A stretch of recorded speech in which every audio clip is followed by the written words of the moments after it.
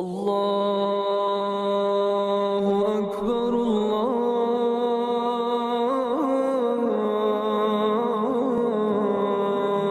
আল্লাহু আকবার।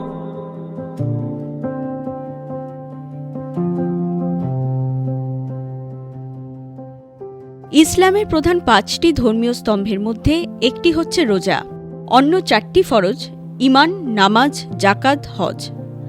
মক্কা বা মদিনায় ইসলাম ধর্মের প্রচারের আগে থেকেই রোজা রাখার রীতি ছিল। ইসলামে রোজা বা রমজান ফরজ হিসেবে বাধ্যবাধকতামূলক করা হয় হিজরির ২য় বর্ষে। রমজানের মতো না হলেও ইহুদি বা অন্যান্য আরও অনেক জাতিগোষ্ঠীর মধ্যে রোজার মতো সারাদিন পানাহার না করার ধর্মীয় রীতি দেখা যায়। এদিকে মুসলিম ধর্মের রোজা মানেই সেহরি ও ইফতার। সেহরি ও ইফতারের ক্ষেত্রে বিশেষ কিছু ফল বা খাবারের পদ অতি জনপ্রিয়। আর এই জনপ্রিয় খাবারের কথা বলতে গেলেই খেজুরের প্রসঙ্গ আসাটাই স্বাভাবিক। ইফতার আর খেজুর দুই যেন সমার্থক। রকমারি খাবারের সঙ্গে খেজুর দিয়ে ইফতার যেন এক প্রকার বাধ্যবাধকতামূলক হয়ে দাঁড়িয়েছে।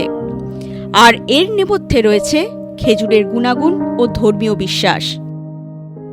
মহানবী হযরত মুহাম্মদ খেজুর দিয়ে ইফতার করতেন। খেজুর পাতে রেখে ইফতার করলে নাকি সুন্নাত মেলে, এমনটাই মুসলিম ধর্মের বিশ্বাস। এবার আসি এর গুণাগুণে। রোজার পর শরীরে শর্করার ঘাটতি মেটাতে খেজুরের জুড়ি মেলা ভার।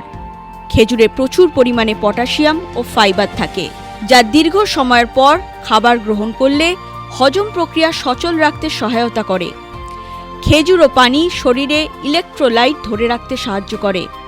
অতিরিক্ত আহার বা ওভার ইটিং থেকে শরীরকে রক্ষা করে। খেজুরে প্রাকৃতিক শর্করা, গ্লুকোজ ও ফ্রুক্টোজের উপস্থিতি, যা দীর্ঘ সময় ধরে না খেয়ে থাকার পরেও শরীরে ক্লান্তি দূর করে। তাই খেজুর দিয়ে ইফতার করাটা বৈজ্ঞানিক ও স্বাস্থ্যসম্মত বলে মনে করা হয়।